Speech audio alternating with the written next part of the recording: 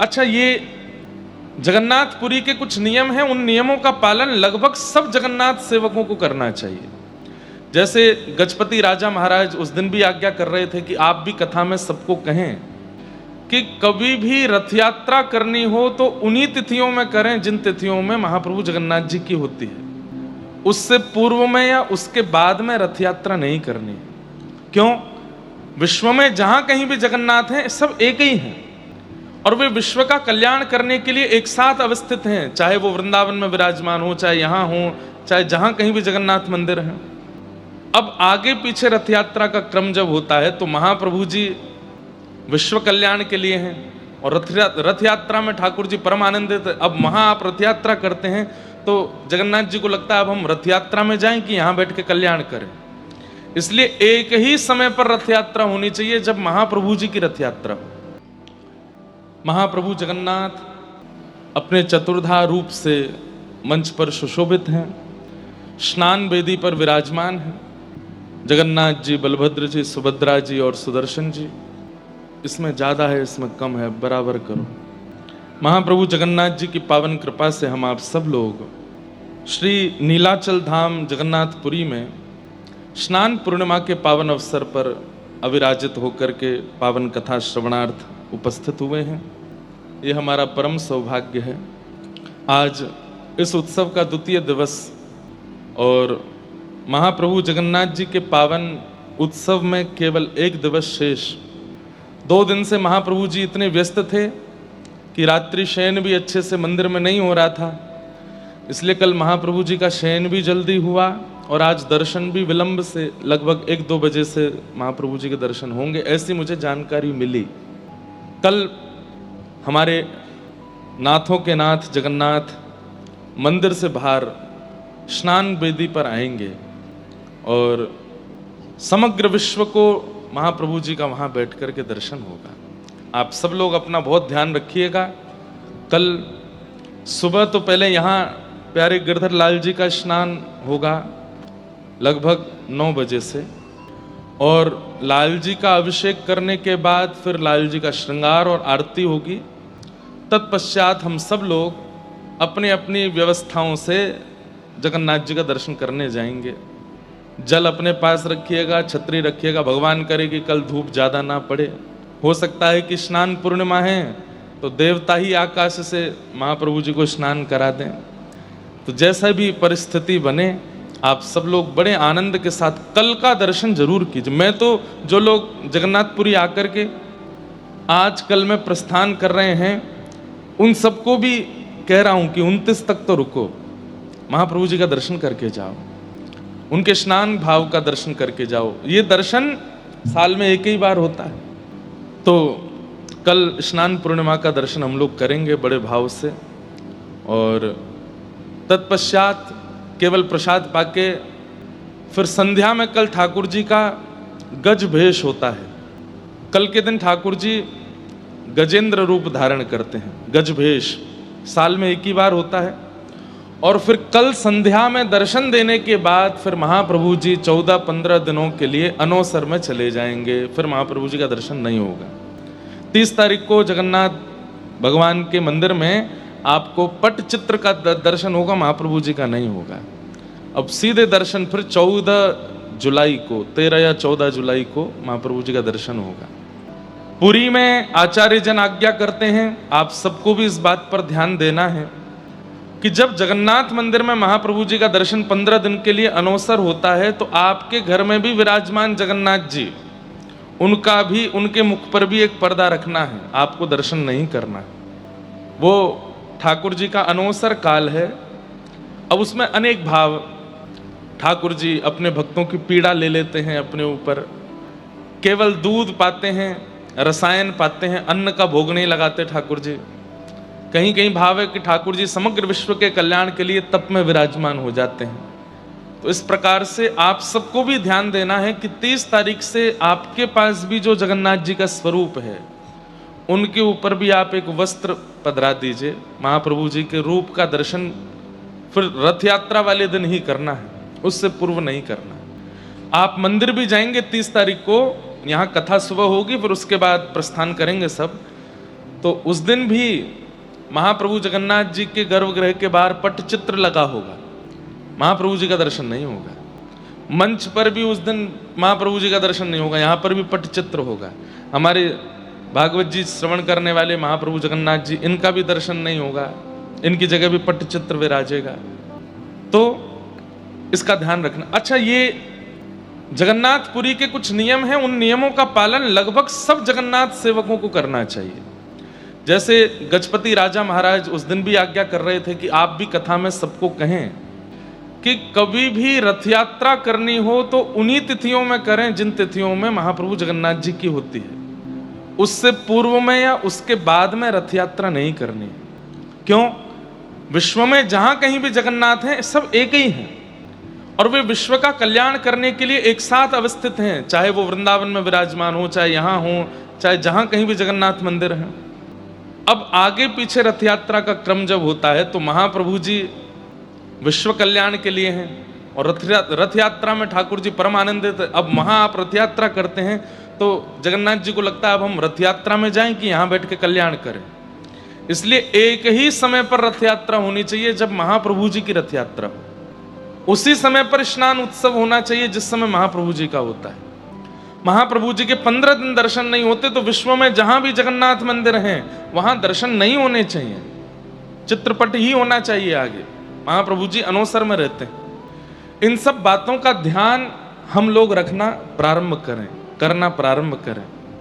ये नियम है, ये शास्त्र विधि है, ये शास्त्र आज्ञा है। स्कंद पुराण में तो वर्णन है कि पहले महाप्रभु जी के स्पर्श का अधिकार सबको था, लेकिन वहां लिखा है कि गजपति महाराज जिसको आज्ञा दें उसी को ही महाप्रभु जी के स्पर्श का अधिकार है। उसके बिना अधिकार, बिना उनकी आज्ञा के कोई स्पर्श करता है उसके पुण्य क्षीण होते हैं। ऐसी ऐसी बातें, ऐसी ऐसी भावना सब है। तो यहाँ के महाराज जी और यहाँ के मंदिर प्रशासन की ये सबसे प्रार्थना है कि रथ यात्रा उन्हीं दिनों में कीजिए जब महाप्रभु जगन्नाथ जी की रथ यात्रा होती है। स्नान उत्सव तभी कीजिए जब महाप्रभु जी का होता है, स्नान पूर्णिमा कोई होता है। और जितने दिन महाप्रभु जगन्नाथ जी अनवसर में रहते हैं, दर्शन नहीं देते, उतने दिन कहीं दर्शन नहीं होना चाहिए। जगन्नाथ जी के जहां भी रूप हैं सब जगह एक मुख पर वस्त्र होना चाहिए और ठाकुर जी के चित्रपट आगे आ जाना चाहिए। और ठाकुर जी को दूध भोग, ठाकुर जी को मलाई का भोग, अन्न का भोग नहीं करना है। 15 दिन तक ठाकुर जी दूध, मलाई और कुछ रसायन, फल, इनका प्रसाद पाते हैं। वैसे हमारे एक आचार्य कह रहे थे कि महाप्रभु जगन्नाथ जी साल भर एकादशी नहीं करते, महाप्रसाद पाते हैं तो एक संग ही एकादशी कर लेते हैं सबरी। 30 तारीख से लेकर के और 15 तारीख तक महाप्रभु जी अन्न नहीं पाएंगे, सारी साल भर की एकादशी एक बार में ही कर लेते हैं। ऐसी ऐसी भावनाएं सब हैं। आज हम स्कंद पुराण युक्त महाप्रभु जगन्नाथ जी के, अब देखो कितना कठिन होता है। हम आज पूरी रात नहीं सोए, पूरी रात पढ़ता ही रहा मैं, क्योंकि आचार्यजन, गुरुजन जब पढ़ाते हैं तो वो एक एक बात का स्पष्टीकरण कर देते हैं। अब नया ग्रंथ है, नया पुराण है, पहले कभी हमने पढ़ा नहीं। परसों हमको, कल ही हमको प्राप्त हुआ, पूरी रात का आज पढ़ते ही रहे। सुबह 5 बजे झपकी आई, 6:30 बजे फिर उठ करके फिर से पढ़ने लगे और अभी तक पढ़े कथा में आने तक। अभी भी पूरा पढ़ नहीं पाए, अभी तो एक ग्रंथ अभी और रह गया है, उसको 30 तारीख को सुनाएंगे। 2 भागों में है, स्कंद पुराण में पुरुषोत्तम महात्मा। लेकिन इतना अद्भुत और कई सारे भेद मन के खुल गए। हम भी पहले कथाओं में कई महाप्रभु जगन्नाथ जी की लोक कथाएं सुनाते थे, वो सब यहां पर स्पष्ट हुई कि वैसी कथा है नहीं। जैसे कई बार क्या होता है कि कथा को रोचक बनाने के लिए कविजन उसमें कुछ निर्मित कर देते हैं भाव, लेकिन वो भाव होते नहीं हैं। लेकिन स्कंद पुराण का पूरा अध्ययन, संपूर्ण अध्ययन करने के बाद पूरा स्पष्टीकरण हुआ कि महाप्रभु जगन्नाथ कब से विराजे, कैसे आए, क्या रूप है, क्या नहीं है। अब एक इतनी गलत कथा पूरे विश्व में चलती है, मैं इसका हर कथा में खंडन करता हूं कि भगवान कृष्ण अपनी लीला पूरी करके जैसे ही गए तो पांडवों ने उनके श्री विग्रह को आग लगा दी, चिता में रख के, हृदय नहीं जला, बहता हुआ वो पुरी आ गया। ये कथा है ही नहीं। और जहां कहीं भी है तो उसका तथ्य या भाव कुछ और होगा। भगवान गीता में कहते हैं, मेरे शरीर को मानवों की तरह मृत्यु प्राप्त करने वाला जो समझता है वह व्यक्ति अपवित्र है। मैं कभी मृत्यु को प्राप्त नहीं होता हूं। मेरा शरीर चिन्मय है, आपकी तरह मेरी तरह जड़ नहीं है। ठाकुर जी का शरीर वो चैतन्य है, वो चिन्मय है। हार्ड मांस हड्डी से नहीं बनते ठाकुर जी। और जो पंचभूतों से बनता है, अग्नि संस्कार क्यों होता है हम लोगों का? पृथ्वी, जल, अग्नि, वायु, आकाश, ये 5 चीजें हैं हमारे शरीर में। और इन 5 से ऋण लेकर के हमारा शरीर बनाया जाता है। तो जब हमारी मृत्यु होती है तो अग्नि दे करके 5 का जो अंश था वो 5 को वितरण कर दिया जाता है। हमारे अंदर की वायु में चली जाती है। हमारे अंग में जो पृथ्वी के मिट्टी का कण है वो मिट्टी में चला जाता है। जो जल का कण है वो जल में चला जाता है, इसलिए अस्थि विसर्जन होता है। और जो आकाश का लक्षण है वो आकाश में चला जाता है। क्योंकि हमारा शरीर हमने ऋण लेकर के बनाया, लोन में लिया है हमने। ठाकुर जी ऋण में लेते हैं क्या शरीर? उनका तो चैतन्य स्वरूप है, चिन्मय स्वरूप है। चैतन्य चिन्मय परमात्मा का कभी अंत नहीं होता। ये गलत बात है, गलत कथा है। जो लोग कहते हैं कि ऐसे हृदय बह के आया वही महाप्रभु जी के हृदय। महाप्रभु जी के भीतर साक्षात परब्रह्म जीवित शालिग्राम विराजमान, सचल शालिग्राम विराजमान। ऐसी कई कथाएं हैं जो कही जाती हैं, लेकिन स्कंद पुराण में सबका स्पष्ट वर्णन है। तो कल रात से ही हम पढ़ने में लगे। अब यथामति जितना हो पाएगा आपको समझाएंगे, आप सब समझना। बाकी कल जो स्नान पूर्णिमा होने वाली है, मैं कल बताना चाहता था, जगन्नाथपुरी में वो स्नान उत्सव इसलिए होता है क्योंकि महाप्रभु जगन्नाथ जी कल के दिन ही इंद्रद्युम्न राजा को प्राप्त हुए, स्नान पूर्णिमा के दिन। लेकिन वृंदावन में स्नान पूर्णिमा के दिन हमारे बालकृष्ण प्रभु का स्नान क्यों होता है, इसके पीछे एक बड़ी सुंदर कथा है। और कथा ऐसी है, नख पे धार लियो गिरिराज नाम गिरधारी पायो है। जब ठाकुर जी ने गिरिराज जी धारण किए और 7 दिन 7 रात्रि तक गिरिराज जी धारण करके रखे, 7 दिन बाद जब ठाकुर जी ने पुनः गिरिराज जी को व्यवस्थित किया तो सब ब्रजवासी लाला को गोद में लेकर के कंधा पे बिठा करके नृत्य करने लगे, आनंदित हो गए। और सबने नंद बाबा से प्रार्थना करी, बोले बाबा अब तुम लाला को राज तिलक कर दो या को ब्रज को राजा बनाए दो, ब्रजमंडल को राजा बनाओ। तो कहते हैं ध्यान से सुनना, तो सांडिल्य मुनि बुलाए, गर्गाचार्य जी बुलाए, बोले लाला की राज तिलक की तिथि निकालो। तो बोले पूर्णिमा, कोई पूर्णिमा की तिथि सुंदर थी, बोले इस पे लाला का राज तिलक करो। लेकिन कहते हैं कि गिरिराज उत्सव के बाद भगवान इतने व्यस्त हो गए, क्यों? सब गोपियों ने न्योता दे दिया, बोले लाला एक दिन मेरे घर पधरामनी पे आनो है, अगले दिन वाक्या। मधुमंगल ने सबरी लिस्ट बना रखी है, श्रीदामा सब गोपीन से दक्षिणा फिक्स कर रहो है, लाला आवेगो तो कैसे षोडश उपचार करनो है। खातिर कर ले नई गुजरिया रसिया आयो तेरे द्वार। तो गिरिराज उत्सव के बाद लगभग सब ब्रजवासियों के घर में ठाकुर जी प्रसाद पावे जा रहे हैं एक एक दिन। जैसे हमारे गांव का, नगर का कोई विशिष्टतम व्यक्ति बहुत बड़ा विजयी होकर के लौटे तो सब घर के लोग उसको बुलाते कि हमारे घर आओ, हमारे घर आओ। तो ऐसे ही ठाकुर जी की भी सब जगह पूछ हो रही है, सब जगह ठाकुर जी जा रहे हैं, आनंदित हो रहे हैं। तो अनेक पूर्णिमाएं निकलने के बाद जब ज्येष्ठ पूर्णिमा आई तब निश्चित हुआ कि याद ना लाला को ज्येष्ठाभिषेक होएगो। प्रणाम प्रभु। श्री जगन्नाथ महाप्रभु की, हमारे महाप्रभु जगन्नाथ जी की जो नित्य ध्वजा की सेवा होती है हमारे भाई ना करते हैं। नरसिम्हा जी आज आए हैं, आपको बहुत बहुत वंदन। आप लोगों ने दर्शन तो किए ही होंगे ना, हैं? ये हमारा भी अतिप्रिय। महाप्रभु जगन्नाथ जी की रोज संध्या में 4-5 बजे जब ध्वजा परिवर्तित होती है, हमारे नरसिम्हा भाई उल्टे चढ़ते हैं मंदिर के ऊपर। आपका पूरे परिवार और सबका ये महाप्रभु जी की ये सेवा प्राप्त है। और उल्टे ऐसे ऐसे चढ़ते हैं मंदिर के ऊपर जाकर के, फिर वहाँ ध्वजारोहण करते हैं, ठाकुर जी की ध्वजा परिवर्तन करते हैं। ऐसे हमारे भाई ना आए हैं। सब हमारे ऊपर एक बड़ी कृपा है कि हमारे मित्र संसारी नहीं, हमारे मित्र सारे मंदिरों के धाम के ही लोग सारे मित्र हैं। और इनसे मित्रता करने में कितना फायदा, कितनी बढ़िया बढ़िया बातें पता चलती हैं। ठाकुर जी का नित्य प्रसाद प्राप्त होता है, ठाकुर जी का दर्शन मिल जाता है। तो ऐसे सब हमारे सब सखा वृंद हैं, मित्र वृंद हैं। तो आज आप पधारे, बहुत बहुत स्वागत। ध्यान से सुनो सबरे। तो गिरिराज उत्सव के बाद लाल जी की राज तिलक करवे की योजना बनी, लेकिन ठाकुर जी इतने व्यस्त हो गए हैं, सब गोपियों के यहाँ एक एक दिन जा रहे हैं प्रसाद पाने, एक एक दिन जा रहे हैं अपनी खातिर करवाने। तो नंद बाबा ने श्रीदामा मधुमंगल से कही, अरे लाला को नहीं छोड़ोगे, वाको ज्येष्ठाभिषेक, वाको राज तिलक करनो है।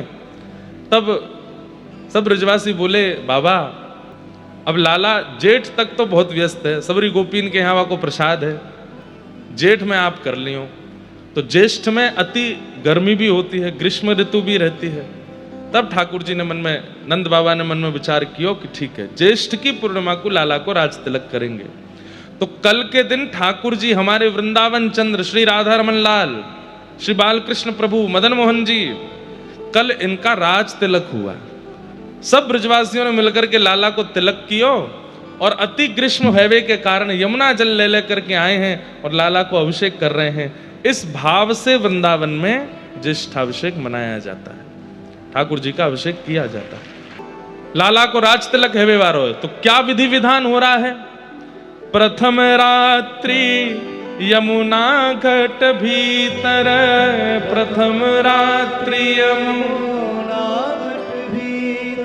प्रथम रात्रि यमुना जल घट भर के, प्रथम रात्रि यमुना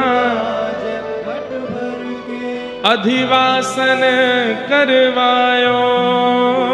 अधिवासन मतलब जो हम आज करेंगे, यमुना जी का जल घड़ाओं में भर भर के उसका अधिवासन मतलब उसको सुगंधित करेंगे, उसमें केसर डालेंगे, इलायची पीस के डालेंगे, ब्रास डालेंगे, ठंडा करेंगे, मोगरा के पुष्प डालेंगे, कुछ गुलाब के पुष्प डालेंगे, उसमें थोड़ा गुलाब जल डालेंगे, चंदन डालेंगे, उसको सुगंधित करेंगे, इसको अधिवासन करेंगे।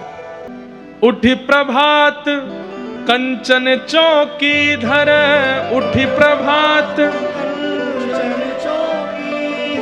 और रात भर जल को शीतल करके घड़ों में रख के सुबह उठ करके उठी प्रभात कंचन चौकी धर, उठी प्रभात, सोने की चौकी रखी है और तापर लाल बिठायो, तापर लाल बिठायो, नंद को मन वांछित दिन आयो, नंद को मन वांछित दिन आयो। आहा, श्री ठाकुर जी बैठे हैं, मंद मंद मुस्कुरा रहे हैं, चारों तरफ सब ब्रजवासी खड़े हैं और अब एक एक करके आ रहे हैं, लाला को अभिषेक कर रहे हैं।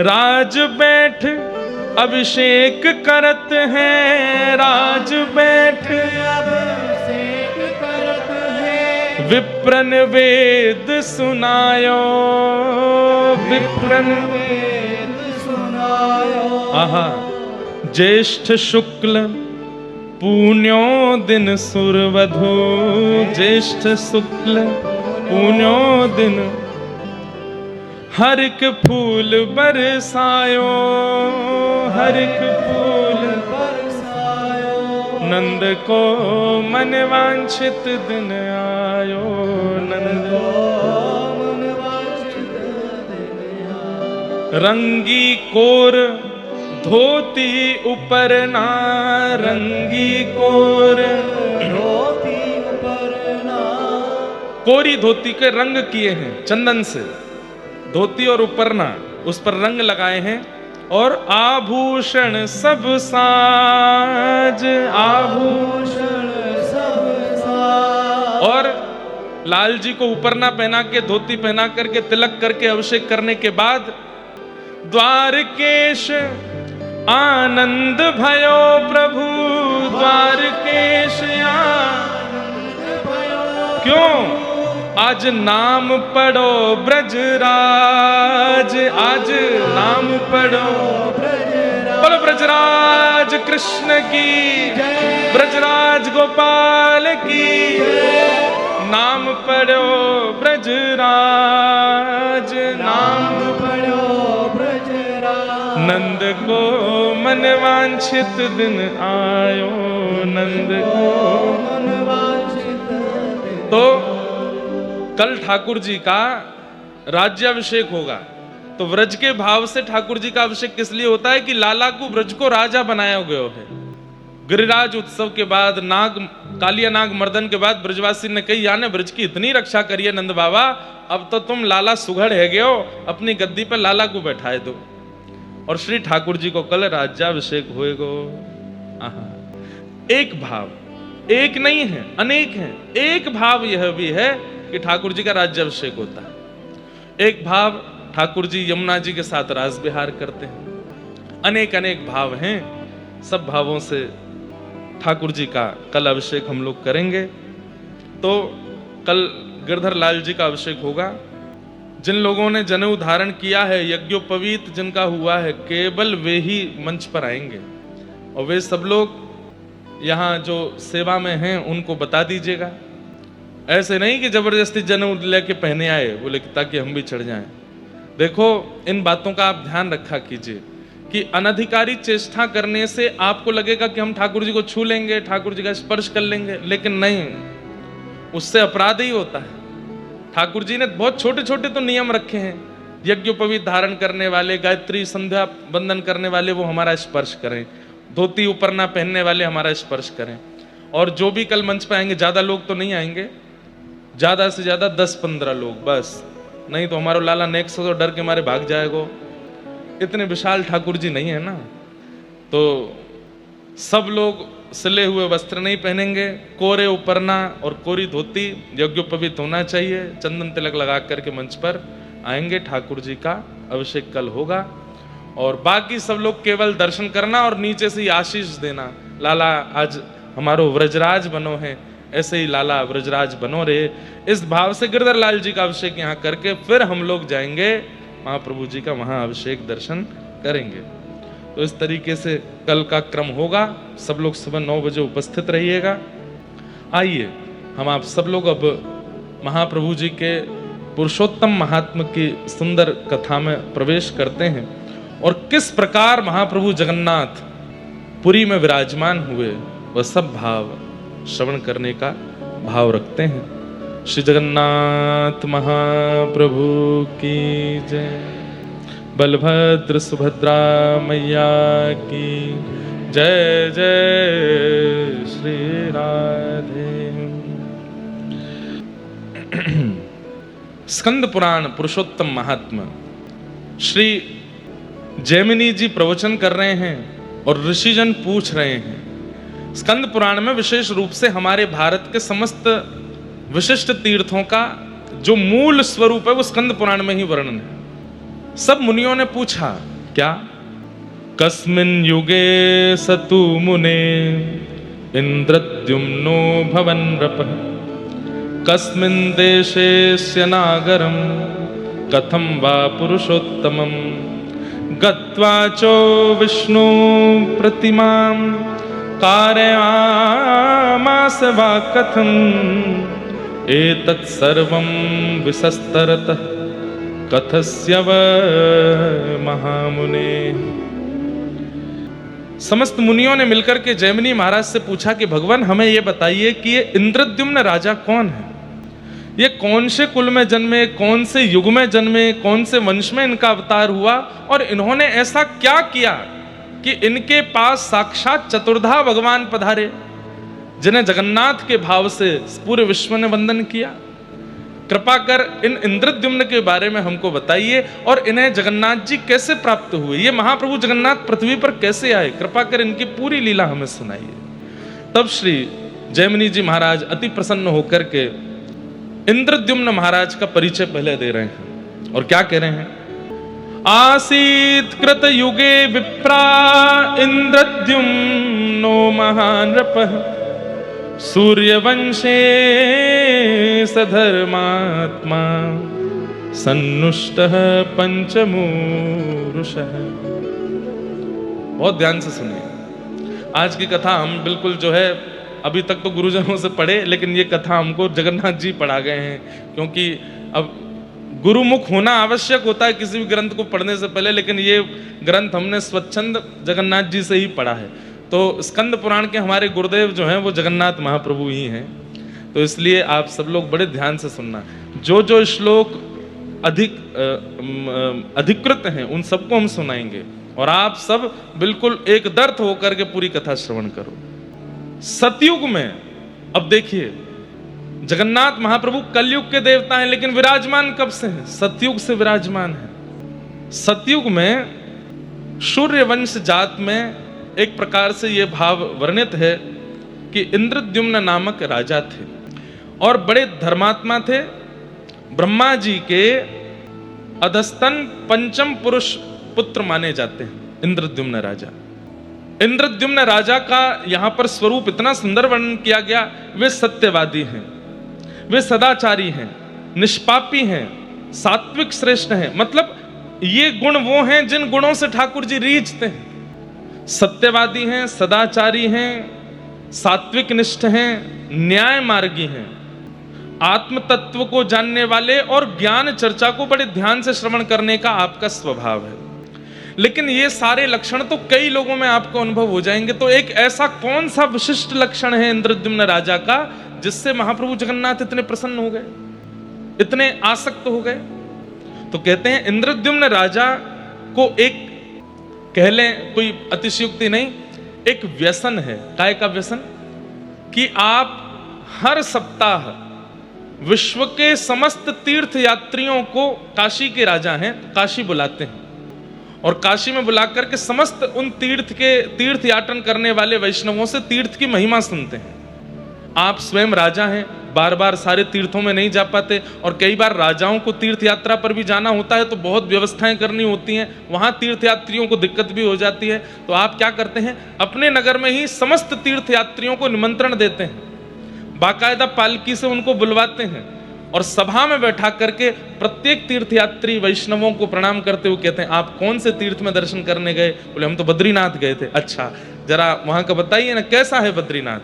वहां की पूरी महिमा सुनते हैं और नेत्र बंद करके अपने तन को भले ही काशी में रखा हो, लेकिन मन से बद्रिकाश्रम पहुंच के पूरे बद्रिकाश्रम का दर्शन करके आ जाते हैं।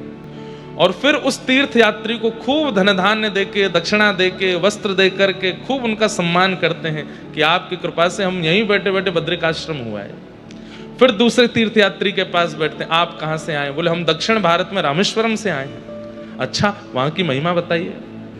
इस प्रकार सर्वगुण संपन्न होते हुए भी, अष्टादश विद्याओं से युक्त होते हुए भी, इतने ज्ञानी और इतने योग्य राजा होते हुए भी आपके अंदर इतनी दीनता है कि आप तीर्थ यात्रियों के बीच में बैठ करके तीर्थ की महिमाएं सुनते रहते हैं। तभी आपने एक जिज्ञासा प्रकट की, क्या कभी ऐसा हो सकता है कि पूरे विश्व को साक्षात परमात्मा का कभी अनुभव हो? क्या ऐसा कोई तीर्थ है या ऐसा कोई धाम है जहां साक्षात सचल भगवान विराजमान हो और उनका दर्शन हम मानव कर सके? इतनी योग्यता तो हमारे पास नहीं कि हम जप करें, तप करें, साधन करें, यज्ञ करें। करते हैं, लेकिन कोई ना कोई भूल तो होती है। हे समस्त तीर्थ यात्रियों, हे समस्त तीर्थों में विचरण करने वाले वैष्णवों, मेरी प्रार्थना है, क्या इस धराधाम पर ऐसा कोई स्थान है? आप सबसे हमारी प्रार्थना, बिल्कुल हिलो डुलो भी नहीं, सब लोग ध्यान से सुनो। कोई ऐसा स्थान है जहां साक्षात परब्रह्म को अपनी चर्म चक्षुओं से हम देख सकें?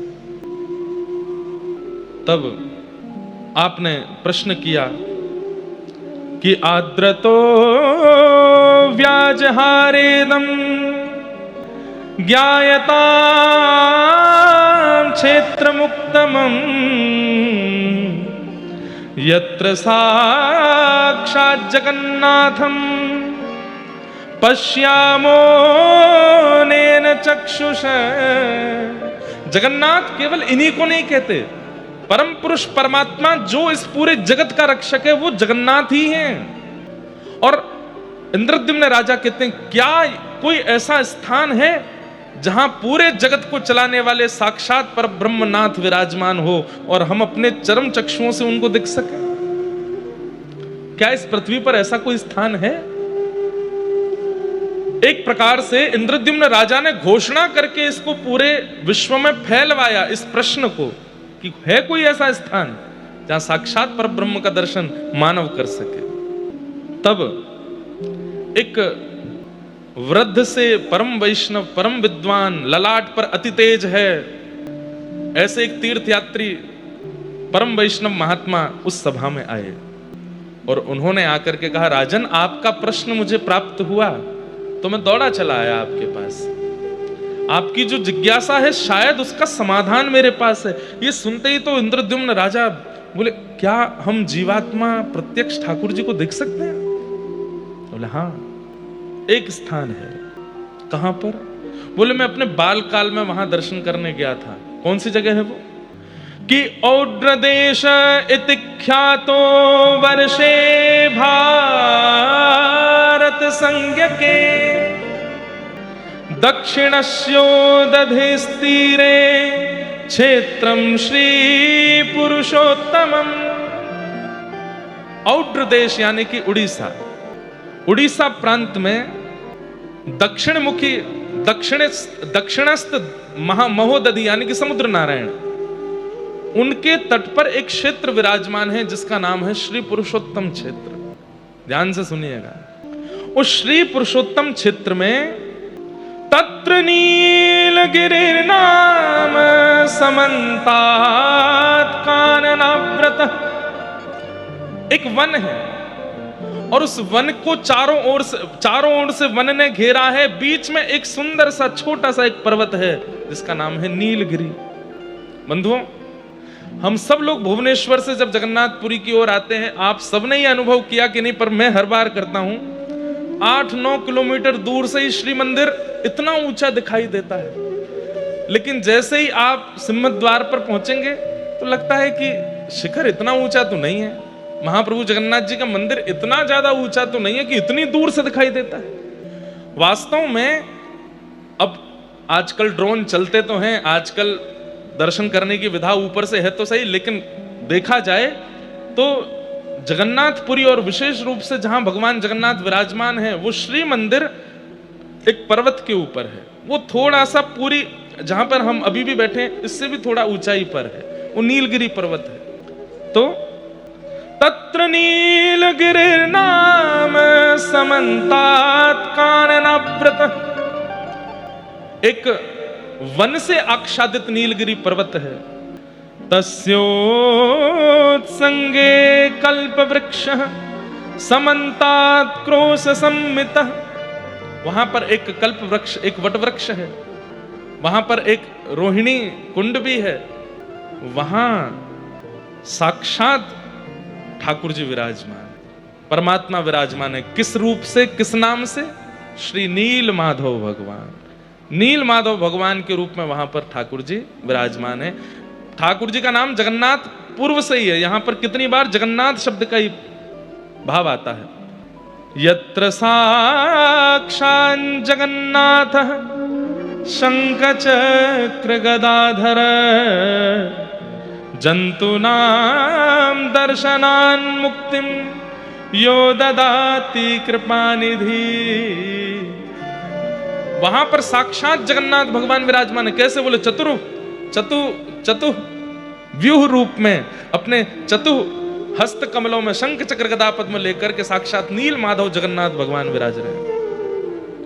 वे आंखें भी मटकाते हैं, वे बोलते भी हैं, वे चलते भी हैं। और अन्य तीर्थों में तो मानव का जाकर के कल्याण होता है, लेकिन मैंने उस तीर्थ में देखा कि कौवे ने चलते हुए किसी वस्तु को पाने के लिए उनके सामने आया है वो कौवा, और जैसे ही उस वस्तु को पाने लगा अचानक से उसने नेत्र खोल करके जैसे ही नील माधव भगवान को देखा, उसके भी चतु हस्त प्रकट हो गए और वो मुक्त होकर के भगवत धाम को प्रस्थान कर गया। अरे आप तो मानवों के कल्याण की बात करते हैं, लेकिन कीट पतंगा पक्षी जो वहां पहुंच जाए और शंख चक्र गदा पद्मधारी चतुर्भुज रूप चतुर्भुज रूप नील माधव जगन्नाथ भगवान का जो दर्शन कर लेता है, ऐसे पशु पक्षियों का भी उद्धार वहां होता है। नील माधव भगवान जो पूर्व में यहां विराजमान थे, बाद में फिर उन्हीं नील माधव भगवान का चतुर्धा रूप प्रकट हुआ, सुदर्शन जी, जगन्नाथ जी, सुभद्रा जी और श्री बलभद्र जी। कैसे ये पूरी कथा है, ध्यान से सुनना। यत्र साक्षात जगन्नाथ, साक्षात जगत का उद्धार करने वाले परमात्मा वहां विराजमान हैं। और इस बात का प्रमाण है, क्यों? जंतु नाम दर्शनान मुक्ति, दर्शन करते ही मुक्ति मिलती है वहां पर। ऐसे धाम का मैंने दर्शन किया है राजन, और मुझे विश्वास है कि आप उस स्थान पर जाएंगे, दर्शन करेंगे और उस स्थान से पूरे विश्व को लाभान्वित करेंगे। तत्र गत्वा जगन्नाथं दृष्ट्वा स हि गिरो यथा तटकावास संस्थानम भूप्रदेशं प्रयच्छ। आप कृपा करके उस स्थान पर जाइए। उस स्थान के समीप में कटक नामक एक स्थान है। कटक का नाम देखिए यहां पर भी है, कटका वास संस्थानम भूप्रदेशम प्रमीयच्छ। वहां जाकर के आप अपनी पूरी राजसभा को कैसे लेके जाना चाहते हैं, उसकी पूरी व्यवस्था आप कटक में रह करके कर सकते हैं। लेकिन नाथ, आपकी जो जिज्ञासा है वो इसी प्रांत में जाकर के और उन चतुर्धा रूप भगवान का दर्शन करके ही पूर्ण होगी। सुन करके इंद्रद्युम्न राजा के नेत्र सजल हो गए, हस्त कंपायमान होने लगा, प्रेम के सारे लक्षण चित्त में प्रकट होने लगे। आप इतने आनंदित हो गए, आप तो तुरंत जैसे मानो नृत्य करने लगे कि आहा कितनी बड़ी कृपा, मैं साक्षात प्रभु को देखूंगा, साक्षात भगवान का दर्शन करूंगा। बोले हाँ, आप जाके वहां कर सकते। लेकिन राजा का एक प्रोटोकॉल होता है, राजा सीधे सब जगह नहीं जाता। पहले मंत्री जाएंगे, सेनापति जाएंगे, वे जाकर के वहां व्यवस्था देखेंगे और उसके बाद ही मुख्य राजा जा सकता है। क्योंकि आप काशी से आने वाले राजा। सब लोग ध्यान से सुनो, बिल्कुल स्पष्ट रूप से, कोई बाहर की बात नहीं होनी है, केवल जगन्नाथ जी के प्राकट्य की कथा होनी है। ना सोइएगा ना सोने दीजिएगा किसी को, कोई झपकी भी आवे तो कोहनी मार देना, बहुत पुण्य मिलेगा आपको। हाँ बिल्कुल, किसी को भी आलस्य मत करने दो।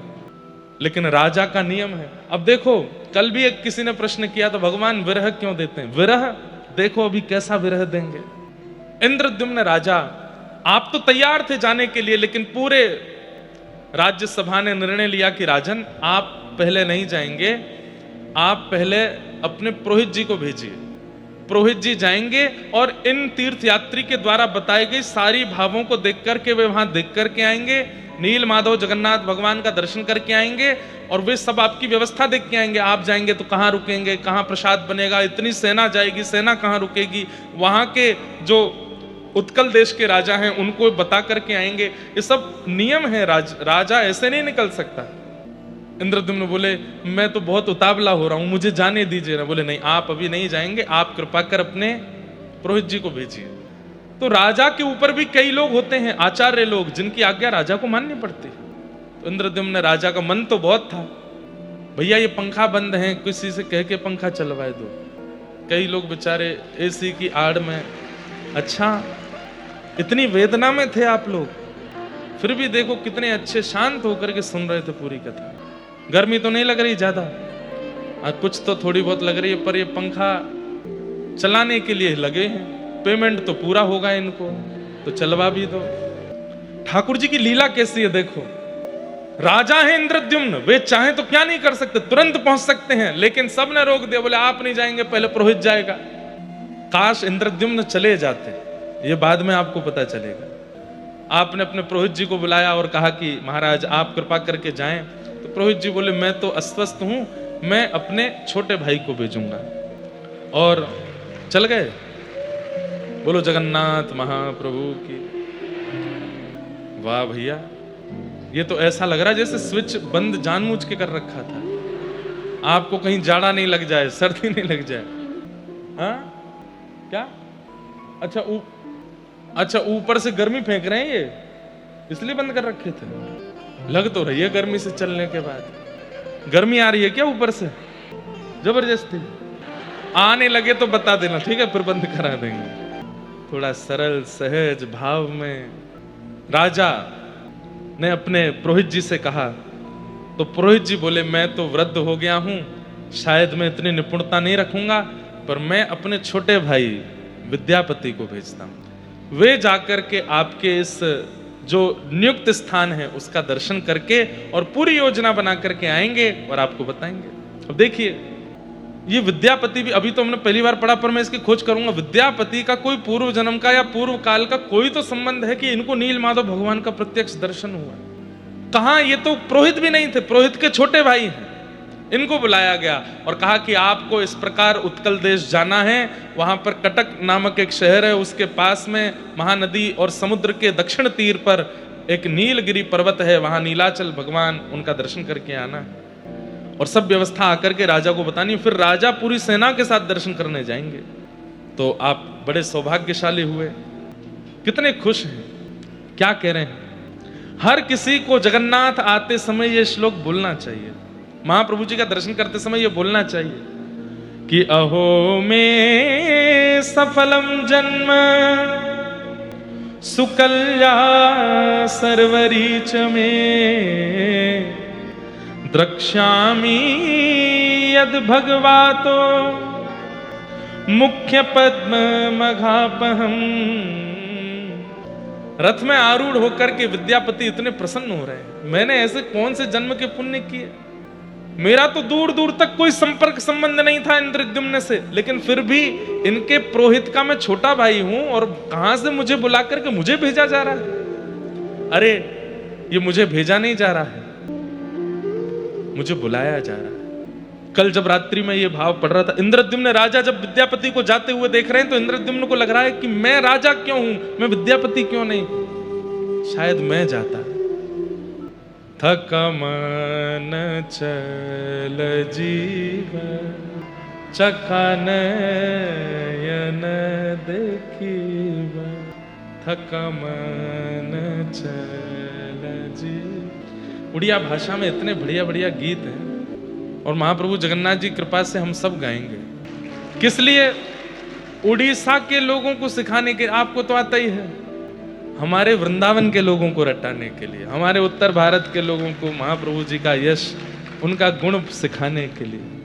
अरे मेरे थके हुए मन, तू बहुत थक गया ना संसार में, सबने तेरा बहुत शोषण किया है, चल तुझे चकानैन जगन्नाथ का दर्शन करा के लाता हूं। कितना अच्छा भाव है। थका मन चल जीव चखा नयन देखीब, थका मन। अगर हो सके तो इसको हिंदी में लिख के हमको दे दें तो हम गा देंगे। कब? बैठे बैठे क्या कर रहे हो, अभी लिखो। बहुत सुंदर बात। और श्री विद्यापति जी निकले हैं काशी से उत्कल देश के लिए और रास्ते भर आनंदित होते हुए जा रहे हैं।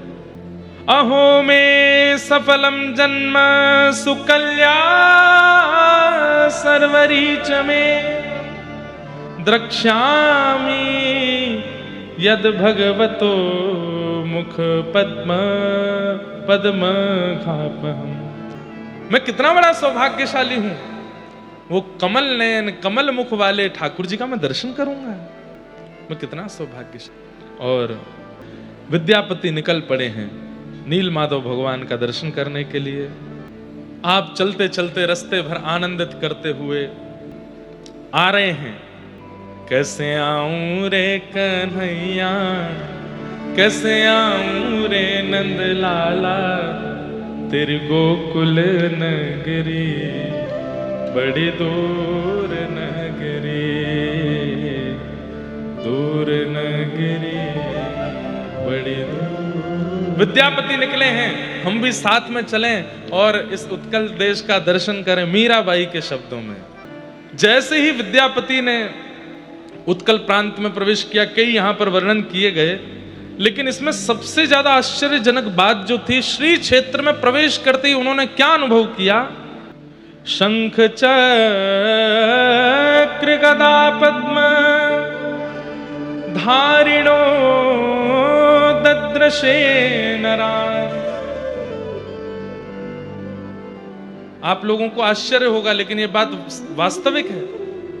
विद्यापति जी क्या देख रहे हैं कि श्री क्षेत्र में प्रवेश करते ही जो भी दिख रहा है सबके शंख चक्र गदा पद्म, सब चतुर्भुज रूप में है।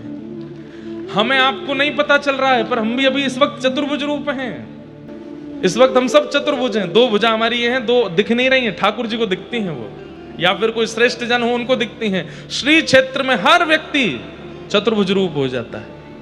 शंख चक्र गदा पद्म धारिणो दद्रशे नरा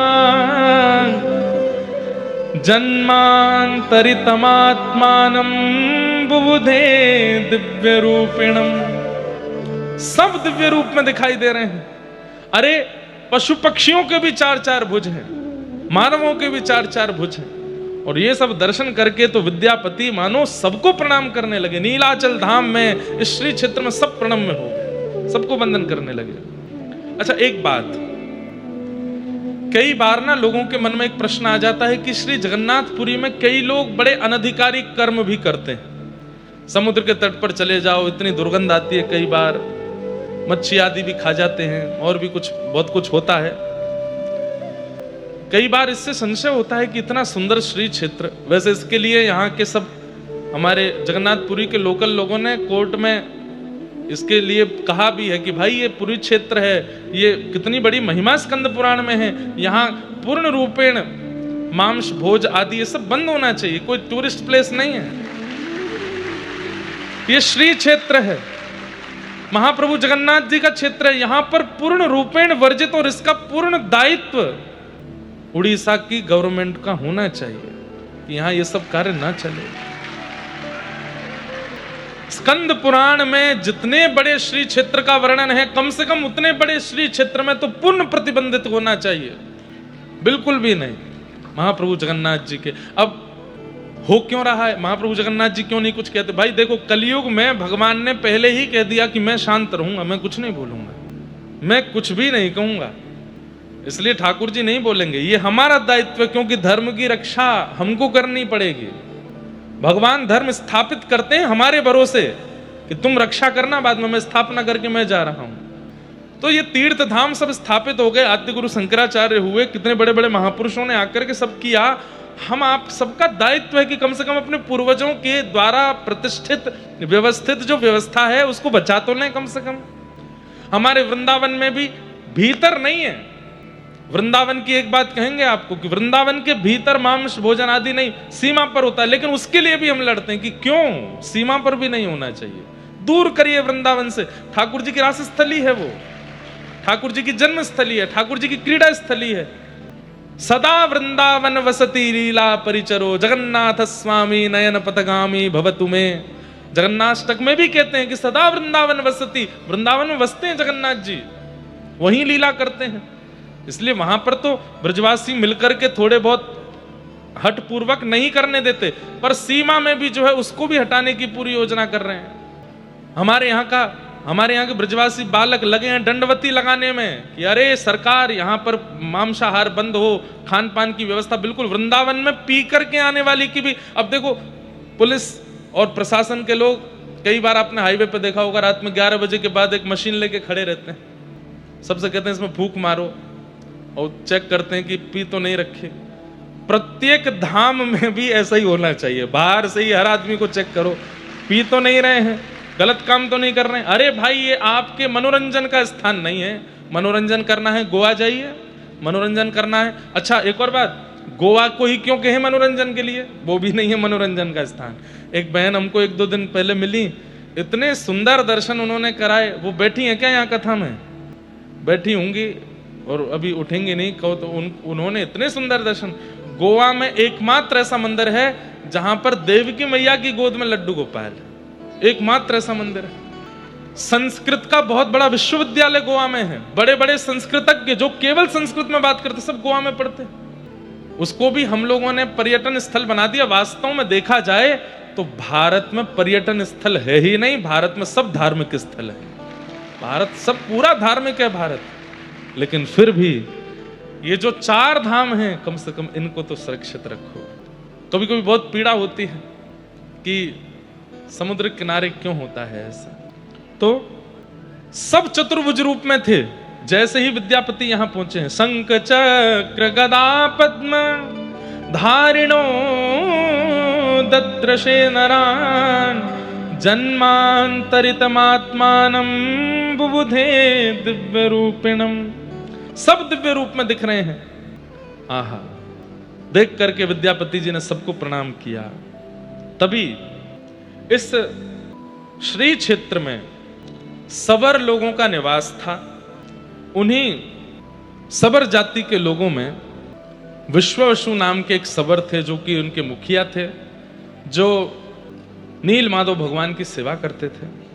आपने जब देखा कि आश्चर्यचकित होकर के एक विद्यापति घूम रहे हैं, सबको देख रहे हैं, सब जगह हाथ जोड़ रहे हैं, दर्शन हो नहीं रहे ठाकुर जी के, मानव ही चतुर्भुज रूप में दिख रहे हैं, बड़े व्याकुल स्थिति में दिखाई दे रहे हैं, सब जगह ढूंढा ठाकुर जी नहीं दिखे, तो व्याकुल स्थिति में देखा जब विद्यापति जी को, तो सबर प्रजा के जो मुखिया हैं विश्ववसु, जो कि नील माधव भगवान की सेवा करते थे, उन्होंने जब आपको देखा तो आकर के उनसे पूछा कि कुतः समागतो विप्र काननान्तः सुदस्तरं शुष्टुत्परितः शान्तश्च सुखमत्रास्त्रयतां चरिम। हे महाराज, आप कहां से आए हैं विप्रवर? और आपके मुखमंडल को देख करके लगता है आप भूखे प्यासे हैं, थोड़े से असहज भी लग रहे हैं, और इतने दुर्गम कानन में, इतने दुर्गम वन में आप भीतर प्रवेश कैसे कर गए? हे नाथ, आप कहां से आए हैं, कृपा कर हमें बताइए। तब विद्यापति जी ने अपना परिचय देते हुए कहा कि मैं विद्यापति हूं, आदि आदि देश से आया हूं, यहां पर नील माधव भगवान का दर्शन करने। अब देखो, यहां पर भी एक कथा सुनाई जाती कि विद्यापति जी जो हैं वो आए, आकर के फिर मैंने भी एक बार सुनाई थी, लेकिन फिर स्कंद पुराण से स्पष्ट हुआ कि वो कथा है नहीं। क्या नाम था उनकी? हाँ, उनकी एक ललिता नाम की पुत्री थी, उससे इनका विवाह हो गया था, और फिर ये वो जो विश्ववसु थे, ये ऊपर दर्शन करने जाते थे, किसी को लेके नहीं जाते थे। एक बार विद्यापति जी पीछे पीछे सरसों लेकर के गए, दाने गिरते गए, वही दाने जो है एक दिन पुष्प बन गए, जाकर के नील माधव भगवान को ले आए, ऐसा। पर वो कथा नहीं है, स्कंद पुराण में नहीं है। जो पुरुषोत्तम क्षेत्र का महात्मा, उसमें ये कथा नहीं है। अब इसमें भी यही भाव है कि कोई रचनाकारों ने सुंदर कथा करने के लिए, लोक कथा बनाने के लिए ये कथा प्रस्तुत की, लेकिन मूल कथा क्या है? उन्होंने स्पष्ट बता दिया कि मैं नील माधव भगवान का दर्शन करने आया हूं, और हमारे यहां एक तीर्थयाटन करने वाले ने आकर के इंद्रद्युम्न राजा को बताया कि इस प्रकार नील माधव भगवान हैं और उनका आप दर्शन करो। तो उनका दर्शन बिल्कुल साक्षात परमात्मा के दर्शन के समान है। इंद्रद्युम्न राजा का नाम सुनते ही जो विश्ववसु सवर थे, वे बोले, अरे इंद्रद्युम्न राजा, इनके बारे में तो हमने सुना है, इनके बारे में तो हम बचपन से सुनते आए हैं, और हम लोगों ने यह भी सुना है कि एक राजा इंद्रद्युम्न नाम का आएगा, यहां आकर के इस पूरे तीर्थ क्षेत्र को अद्भुत बना देगा, और उनके आते ही यहां पर 4 रूपों में ठाकुर जी विराजमान होंगे। कैसे? कि इष्ट्वा दारुमयं विष्णुं चतुर्धा स्थापयिष्यति अस्य चेत् भाग्यमुत्पन्नं ब्राह्मणस्यातिथिर्भृशम्। हमने तो उनका सुना है कि वे यहाँ आएंगे और उन पर ठाकुर जी कृपा करेंगे, तब वही इस पूरे तीर्थ का उद्धार करेंगे, और भगवान को चतुर्धा रूप में दारुमयम। अब दारुमय का 2 अर्थ होते हैं, दारू लकड़ी को भी कहते हैं, लकड़ी के ठाकुर जी, लेकिन हम ऐसा अर्थ क्यों करें? तो दारू शब्द का अर्थ कल्याण करने वाले, जो सबका कल्याण करते हैं, चाहे मानव हो, चाहे जलचर हो, चाहे थलचर हो, चाहे पक्षी हो, पशु हो, सबका कल्याण करने की जिनकी सद्भावना है, स्थिति है, उन्हें दारू में भगवान कहते हैं। जो सबका कल्याण करने के लिए ही आए हैं, इसलिए दारू में जगन्नाथ। तो हमने तो उनके बारे में सुन रखा है, और हम सब जानते हैं कि वे आकर के यहाँ पर इस पूरे तीर्थ का उद्धार करेंगे। ये सुनकर के विद्यापति तो बड़े प्रसन्न हो गए, अरे ठाकुर जी ने पहले ही चुन रखा है, कृपा कर मुझे नील माधव भगवान का दर्शन करा दो। बोले हाँ चलो। तब आप उनको लेकर के पर्वत के ऊपर गए हैं और वहां एक विशेष गुफा थी। उस गुफा के अंदर नील कांति पूरे गुफा को आच्छादित कर रही है और तभी आप जाकर के वहां दर्शन करते हैं। आहा, अद्भुत ठाकुर जी विराजमान है, हंस रहे हैं मंद मंद, ठाकुर जी की दतुइयां दिख रही हैं, आंखों की पलकें चला रहे हैं, मंद मंद मुस्का करके देख रहे हैं, हाथें घूम रहे हैं, पैर भी चल रहे हैं। ठाकुर जी स्थिर नहीं है, चलते फिरते साक्षात नील माधव भगवान का दर्शन किया। बोलो नील माधव भगवान की। और यहां पर हाथ जोड़िए, विद्यापति ने स्तुति गाई है, नमस्ते कमलाकांत, नमस्ते कमलानन, नमः कमल पत्राक्ष त्राहि मां पुरुषोत्तम, नमस्ते नमः कमल पत्राक्ष त्राहि मां पुरुषोत्तम। हे कमलाकांत लक्ष्मीपति भगवान, मैं आपको प्रणाम करता हूँ, आपको नमस्कार करता हूँ। आपका ये कमल सा मुख देख करके मैं बहुत आनंदित हो रहा हूँ, मैं आपको पुनः प्रणाम करता हूँ। हे कमल दल लोचन, कमल के समान आपके नेत्र हैं, आपको बारंबार प्रणाम करता हूं। मुझ पर कृपा कीजिए, मेरी रक्षा कीजिए। दर्शन करके महाराज निहाल हो गए और अब तो विद्यापति इतने प्रसन्न हो रहे हैं कि मैं कब पहुंच जाऊं काशी और जाकर के इंद्रद्युम्न राजा को पूर्ण समाचार दे दूं और जाकर के उनको बता दूं कि आप चलिए, चल करके ठाकुर जी का मधुर दर्शन कर लीजिए। लेकिन ठाकुर जी क्या विचार करते हैं, क्या सोच के रखते हैं, किसको क्या देना क्या ना देना, ये सब ठाकुर जी के हाथ में। केवलम माधवम तत्र न द्रक्ष्यति महिपति, अचिरा देव भगवन्यस वर्णवालु कयाव्रत।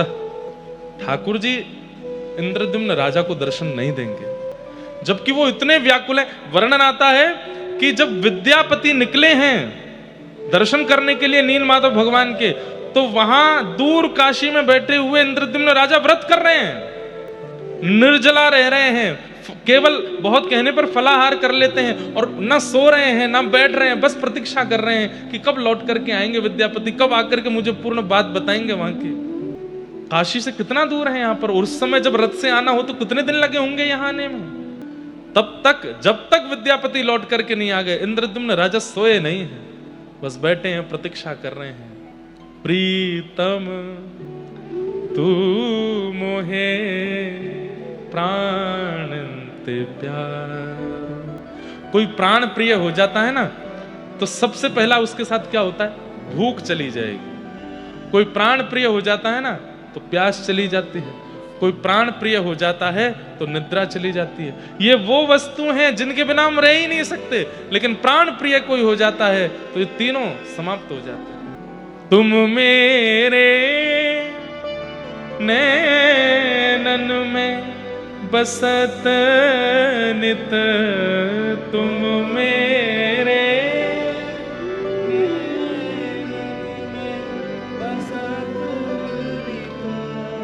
मैं तब नैन निहारो, मैं तब नैन निहारो। प्रीतम तू मोहे प्राणंत प्यारो, प्रीतम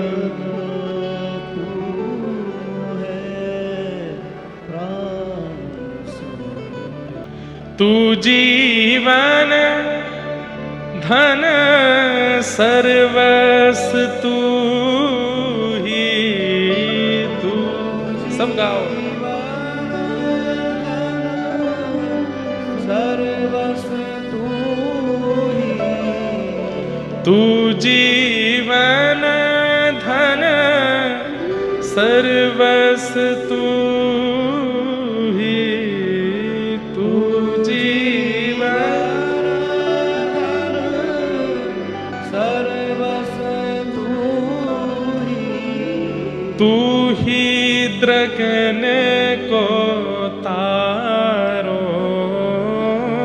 तू ही गगन को तारो, प्रीतम राधा रमण जगन्नाथ, तू मोहे प्राणंत प्यारो, जगन्नाथ तू मोहे प्राण। ये पद एक ही पंक्ति बहुत लोगों ने लिखी है, ये नारायण प्रभु जी का पद है। क्या कह रहे हैं, कितनी सुंदर बात है। जो तो कु पल भर ना निहारूं, जो तो पल भर ना निहारूं, दीखत जग अंधियारो,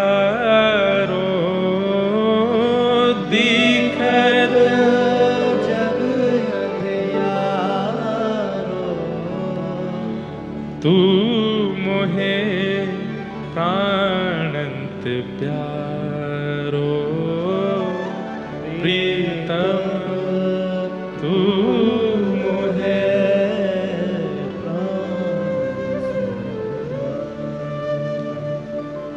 तो इंद्रद्युम्न राजा कितने व्याकुल हैं, लेकिन ठाकुर जी की लीला अद्भुत है। विद्यापति नील माधव भगवान का दर्शन करके सब व्यवस्थाएं देख के कहां राजा आएंगे, कैसे आएंगे, यहाँ के तत्कालीन राजा को सूचना कर दी कि काशी के नरेश यहाँ आ रहे हैं, आदि आदि सब बता दिया। लेकिन जैसे ही विद्यापति यहां से लौट करके गए, समुद्र में उफान आने लगे, जोर की बारिश होने लगी, तेज हवा चलने लगी, और समुद्र के तट की जितनी भी ये स्वर्णमयी बालू है, नीलाचल धाम की स्वर्णमयी बालू, वो सब बवंडर के रूप में बहने लगी और उड़ते हुए नील पर्वत पर गई है। सब देख रहे हैं, सबके आंखें खुली रह गई, सब सबर लोग देख रहे हैं ये क्या हो रहा है, ऐसा ऐसा तूफान, ऐसा बवंडर पहले तो कभी नहीं आया।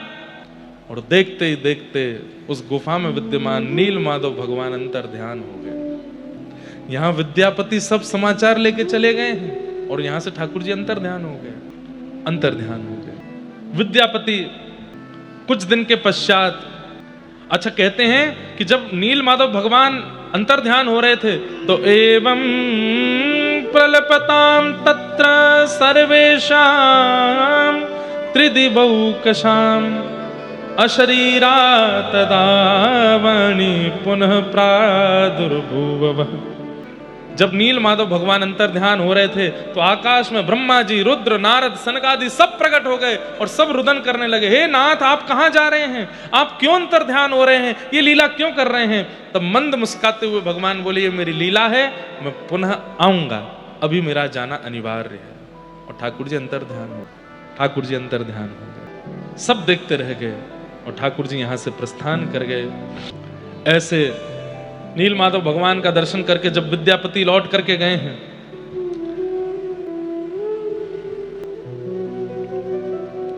लौट करके गए और जाकर के आपने वहां सब सुध बताई कि मैं उत्कल प्रांत में होकर के आ गया हूं और वहां नील माधव भगवान ऐसे विराजमान है, उनके नेत्र ऐसे हैं, उनका स्वरूप ऐसा है, सब ऐसा। इंद्रद्युम्न राजा तो उत्सव मनाने लगे, नृत्य करने लगे, आनंदित हो गए।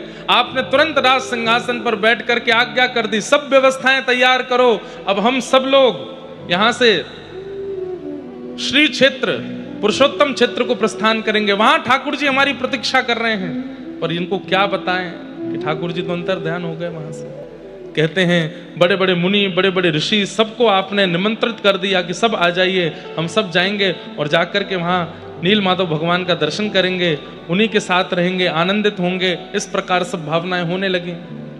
लेकिन सब व्यवस्था हुई और आपने पूरे नगर को बुला करके आज्ञा कर दी कि मैं अब यहां से प्रस्थान कर रहा हूं, आप में से जो भी मेरे साथ आना चाहें वो चल सकते हैं और मैं जाके दर्शन करके लौटूंगा, ऐसी अब मेरी भावना नहीं। अब तो मैं जाकर के दर्शन करूंगा और फिर सदा उन्हीं के पास रहूंगा, नील माधव भगवान के पास ही रहूंगा। तो मैं इसी भावना से जा रहा हूं कि मैं लौट करके नहीं आऊंगा। एक नगर का, एक देश का राजा ऐसी आज्ञा कर दे तो देश के लोग कहां जाएं, फिर सब संगी चलेंगे। सब ने अपने बोरिया बिस्तर बांधे, बैलगाड़ियों में लगा लिए, कोई सब प्रकार से बड़े बड़े वेदज्ञ, बड़े बड़े ऋषि, बड़े बड़े महात्मन सब इंद्रद्युम्न राजा के संग हो लिए। राजा बड़े प्रसन्न हैं, नाचते गाते हुए, आनंद करते हुए, उत्सव मनाते हुए सब आ रहे हैं श्रीपुरी क्षेत्र के लिए, नील माधव भगवान का दर्शन करेंगे। आहा, इस दिन इंद्रद्युम्न राजा चल पड़े हैं और दुर्गम मार्ग से सबको संग में लेते हुए आप इंद्रद्युम्न यहां नील माधव भगवान का दर्शन करने के लिए आ रहे हैं। और यह भी बताया था विद्यापति जी ने आकर के कि वहां तो प्रचार है इस बात का, पहले से ही ये बात वहां घोषित हो गई है कि आप वहां जाएंगे और वहां जाकर के ठाकुर जी का सुंदर स्थापन करेंगे। इंद्रद्युम्न राजा निकल पड़े हैं। कौन सी तिथि को निकले थे? बोले ज्येष्ठ शुक्ला पंचमी को, शुक्रवार को उत्तम तिथि मुहूर्त देख करके निकले थे। आनंद करते हुए सब नाचते गाते हुए जा रहे हैं। जैसे ही उत्कल प्रांत में पहुंचे, यहाँ के राजा ने खूब सुंदर उनका स्वागत किया और उनको लेकर के फिर श्री क्षेत्र की ओर बढ़े हैं। लेकिन जैसे ही पुरुषोत्तम क्षेत्र में पहुंचे और नीलगिरी पर्वत दिखाई दिया, राजा इंद्रद्युम्न तो वहीं रोने लगे। अब मेरे नाथ मिलेंगे, अब मेरे नाथ मुझे स्वीकार करेंगे, अब मैं अपने इन चर्म चक्षुओं से ठाकुर जी का दर्शन करूंगा। लेकिन जैसे ही आप पहुंचे तब क्या देखते हैं, सब सवर समाज के लोग बड़े दुखी और रुदन अवस्था में बैठे। इंद्रद्युम्न राजा ने जाकर के कहा, सैनिकों ने जाकर के वहां सब वर्णन कर दिया, इंद्रद्युम्न राजा आ रहे हैं और आकर के यहाँ ठाकुर जी का दर्शन करेंगे। सबर जाति के लोगों ने सबने कहा कि वे आएंगे, पर ठाकुर जी तो यहाँ से प्रस्थान कर चुके हैं, ठाकुर जी तो यहाँ से अंतर्ध्यान हो गए हैं। जैसे ही सुना कि भगवान अंतर्ध्यान हो गए, पूरी बात सुनी, बोले ये तो इन्होंने बताया था कि ठाकुर जी वहां विराजमान है। बोले विराज तो रहे थे, लेकिन जिस दिन विद्यापति लौट करके गए उसके अगले दिन ही एक बवंडर आया, तूफान आया, आकाश में देवी देवता भी प्रकट हुए और ठाकुर जी सबके मध्य से अंतर्ध्यान हो गए। ये सुनते ही इंद्रद्युम्न राजा मूर्छित होकर के गिर पड़े, बहुत रोए, रो रो करके बेहाल हो गए। बोले नाथ नहीं मिलना था, मैं इतना बड़ा पापी हूं, मैंने इतने बड़े अत्याचार किए हैं, या मैं इतना ज्यादा कुभागी हूं कि आप मेरे आने की खबर सुनते ही अंतर्ध्यान हो गए। अरे किसी को भी लगेगा ठाकुर जी विराजमान थे, लेकिन हमारे आते ही ठाकुर जी चले गए, ये बात सुनने में किसको उचित लगे? अरे लोग बाग मंदिर दर्शन करने जाते हैं, दर्शन करते करते यदि पर्दा आ जाता है तो लोगों को लगने लगता है कि हम में कोई अभाग्य था, दुर्भाग्य था, इसलिए हमारे आते ठाकुर जी ने पर्दा कर लिया। पर भैया कल कई लोगों को नहीं पता था कि मंदिर जल्दी बंद होने वाला है।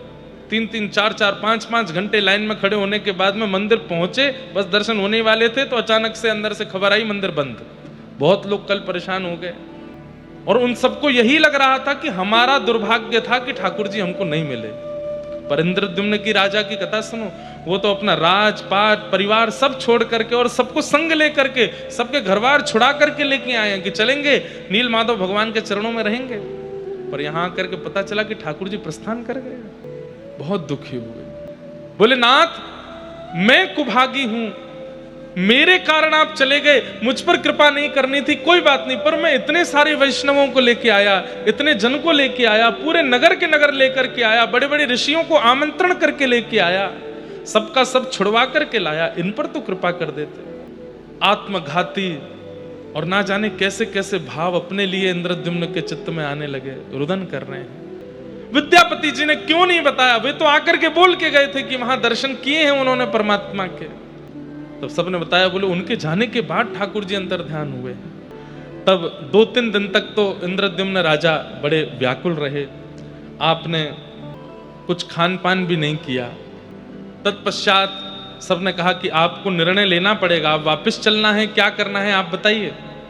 लेकिन तभी सबर समाज के एक व्यक्ति ने आकर के बताया, बोले भगवान जब अंतर्ध्यान हुए थे तब उन्होंने आकाशवाणी की थी कि मैं पुनः आऊंगा। अब कब आएंगे ये तो नहीं पता, लेकिन वो कह के गए कि वे आएंगे। इंद्रद्युम्न राजा ने घोषणा कर दी, अपनी सब प्रजा से पहले तो क्षमा मांगी और जितने लोग साथ में आए थे सबसे कहा कि ठाकुर जी मेरे कारण अंतर्ध्यान हुए हैं, लेकिन ठाकुर जी किसी और कारण से अंतर्ध्यान हुए थे। वो कारण हम परसों की कथा में बताएंगे।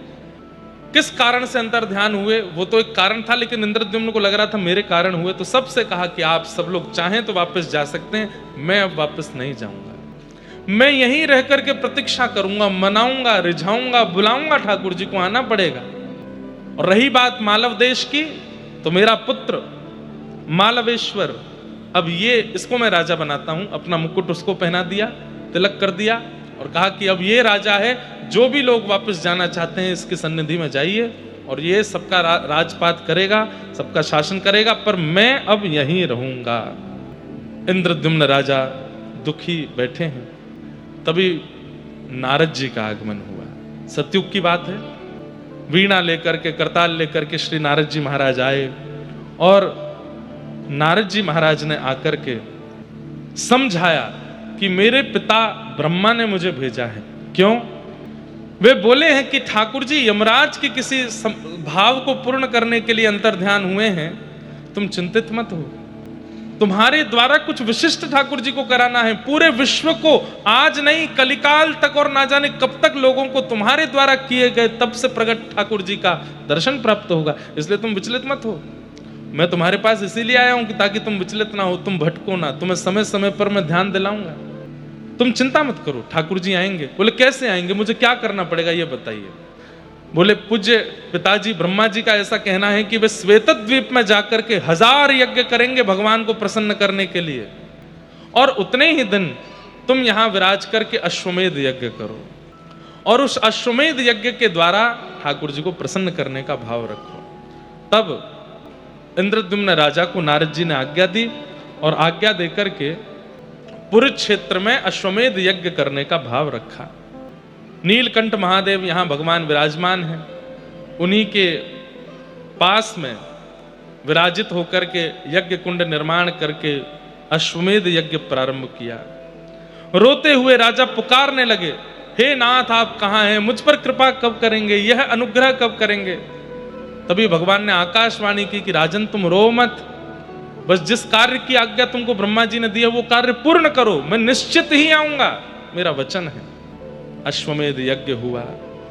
यज्ञ की पूर्णाहुति पर जो अभिषेक सब ऋषि जन, वेदज्ञ जन, विप्र जन मिलकर के यजमान का करते हैं, वो अभिषेक समुद्र तट पर कर रहे थे।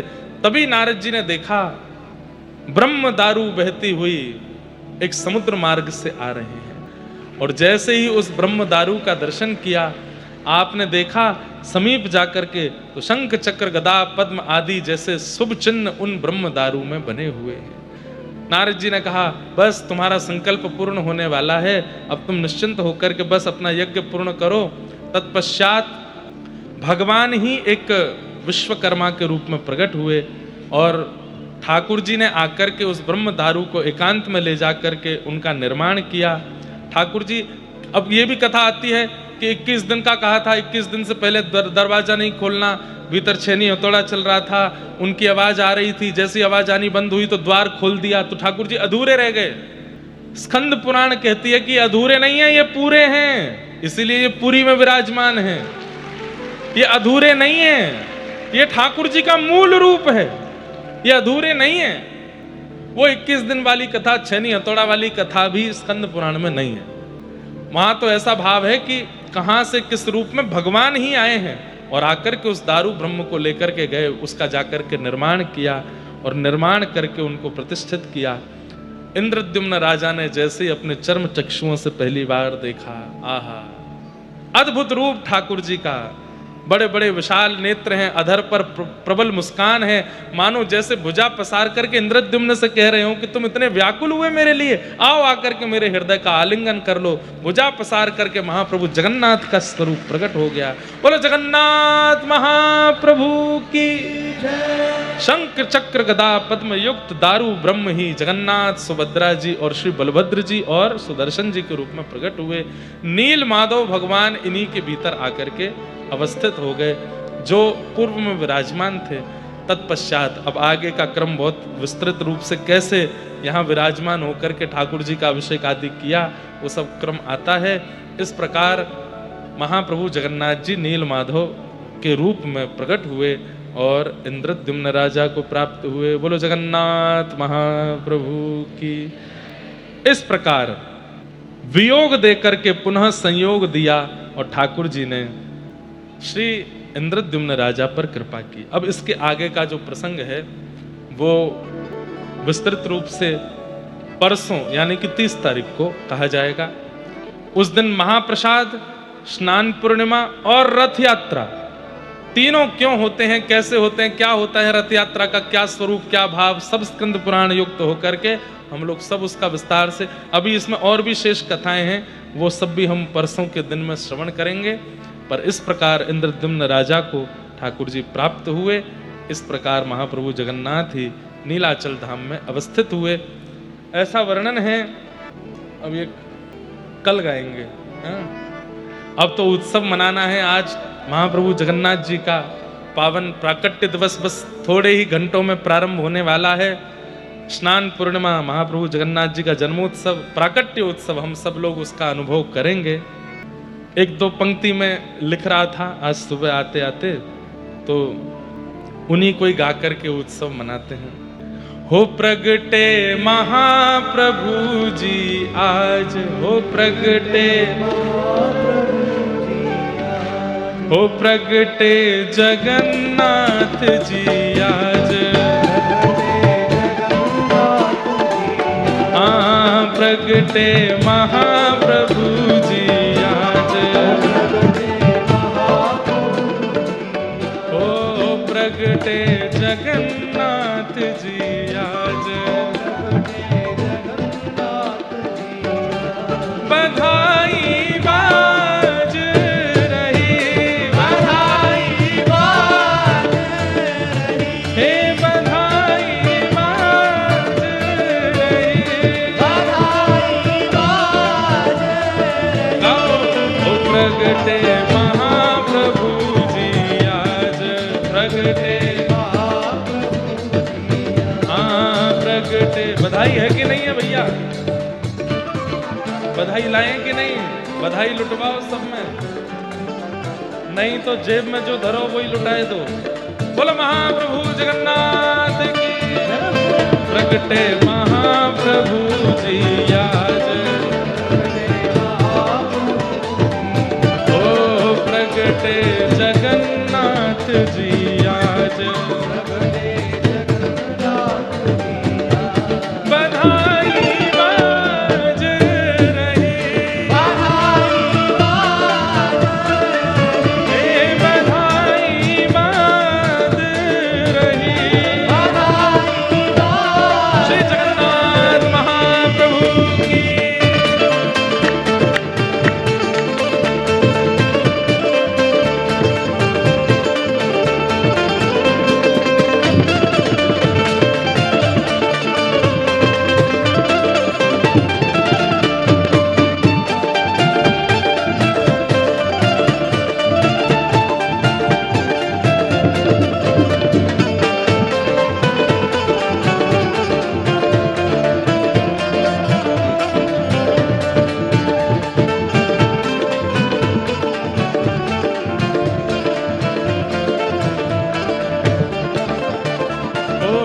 इंद्रद्युम्न के विरह से रीझे, इंद्रद्युम्न के,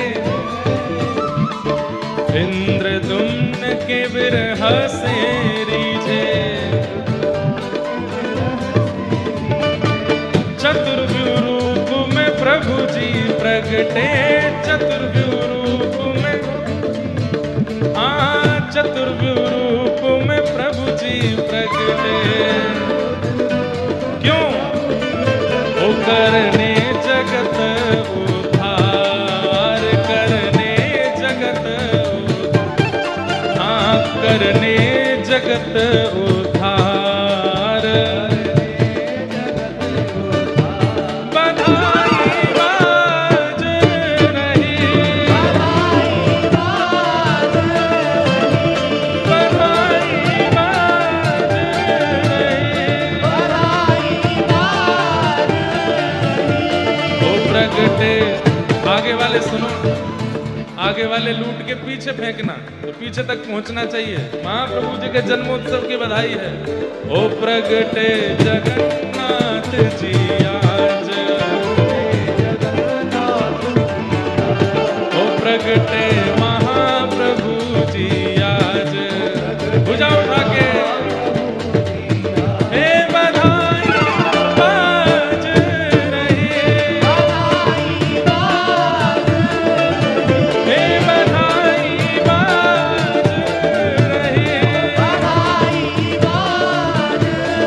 जगत में आनंद भयो जय जगन्नाथ की, जगत में आनंद भयो, सृष्टि में आनंद भयो जय जगन्नाथ की, सृष्टि में आनंद भयो जय जगन्नाथ की, पृथ्वी में आनंद भयो जय जगन्नाथ की, प्रगटे महाप्रभु जी आज, प्रगटे हो प्रगटे जगन्नाथ जी आज, हे बधाई बाज रही, हे बधाई बाज रही, बधाई बाज रही, श्री जगन्नाथ महाप्रभु की।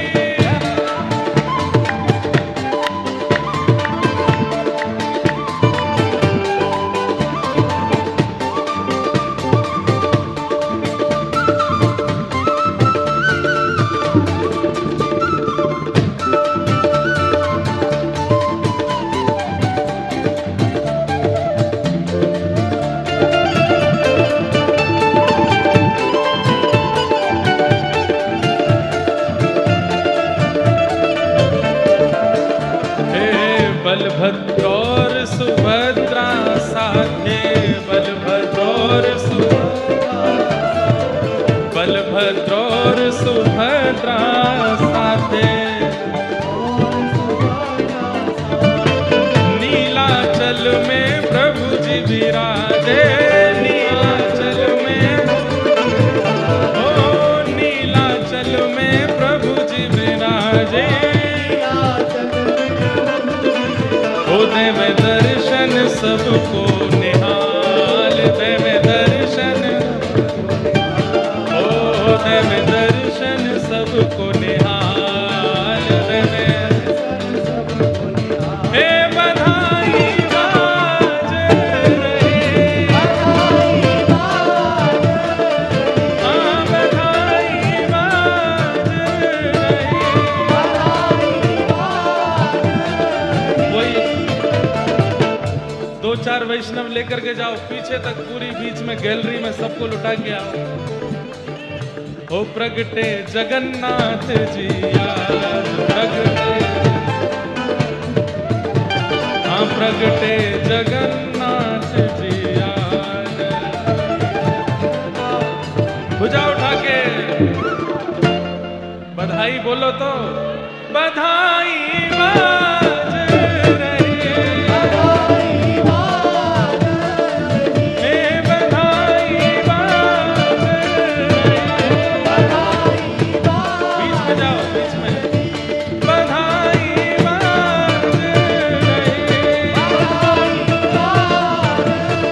हे बधाई बाज रही,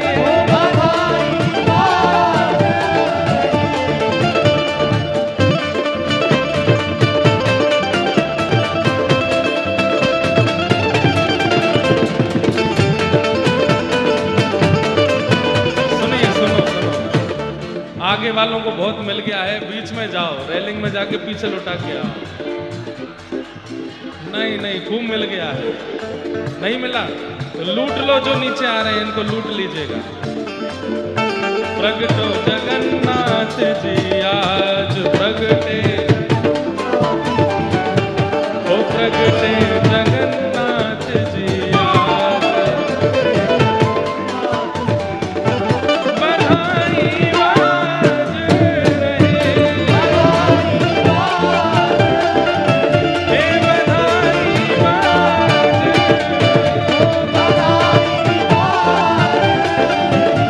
ओ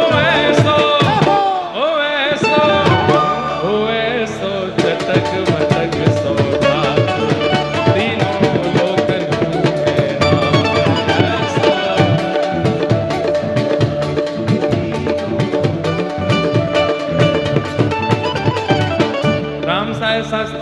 और गुरुदत्त कटारा जी दोनों बीच में जाएं रेलिंग में और वहां लुटा करके आए। जाइए जाइए, जो मन में आवे लुटा के आओ और शुद्ध अवस्था में जाइए, पवित्र अवस्था में जाइए, जाकर के सबको बधाई दे के आओ।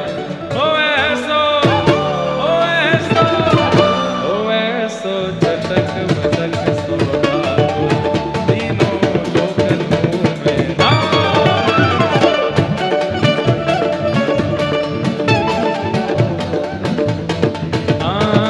ऐसो जतक बतक सो तीनों लोकन में ना।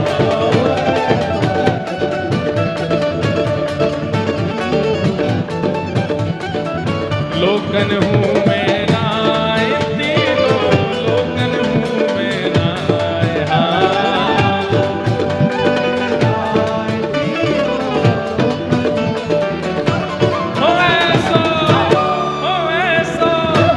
हो ऐसो जतक बतक सो ठाकुर तीनों लोकन हूँ मैं नाय।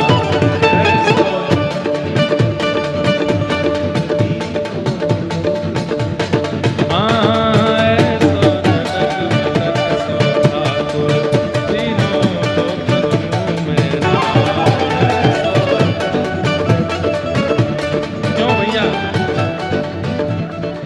ये इतनी बधाई थी बस, इतनी बधाई थी बस, नहीं मिल रही। थोड़ी बहुत देर में बधाई नहीं आई तो तुमको लुटा देंगे यहाँ पर। हो ऐसो हो ऐसो हो ऐसो। देखो एक एक एक एक, एक शब्द बदल दो इसमें महाप्रभु जगन्नाथ जी के लिए। हो ऐसो गद मदरा सो ठाकुर तीनों लोकन में ना।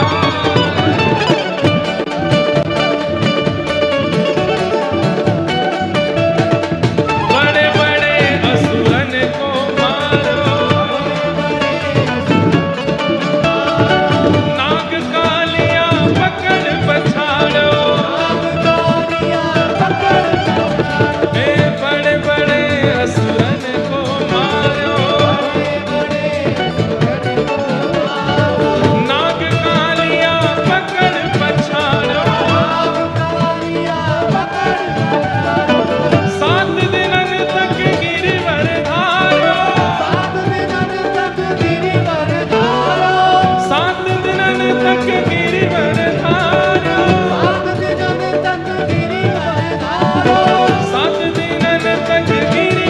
धारो। ऐसो बलि तो खेलन में ग्वालन सो पिट जाए। ऐसो बलि ओ ऐसो ओ ऐसो ओ ऐसो जतक बतक सो ठाकुर तीनों लोकन में ना।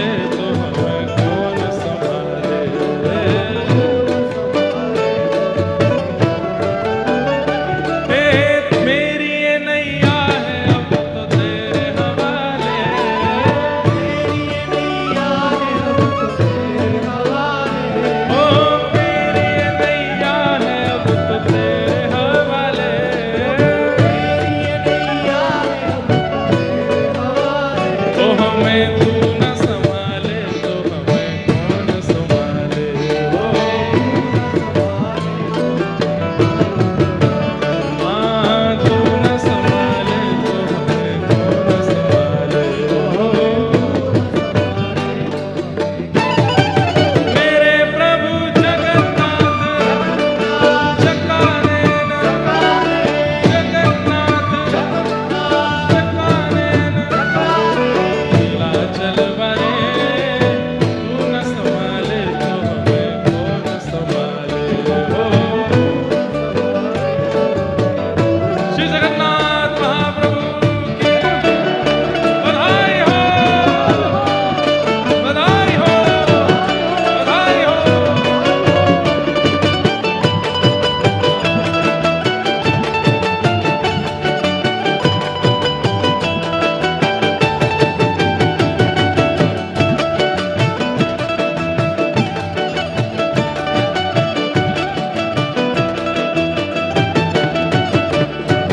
तुम्हें छोड़ जाऊं अब मैं किसके दुआरे।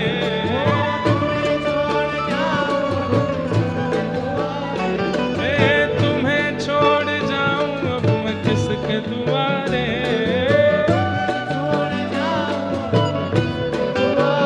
ओ हमें तू न संभाले तो हमें कौन संभाले हो। ओ तू न संभाले तो हमें कौन संभाले हो। मेरे प्रभु जो नहीं गा रहे हैं उनको अपने बगल वाले की सौगंध है।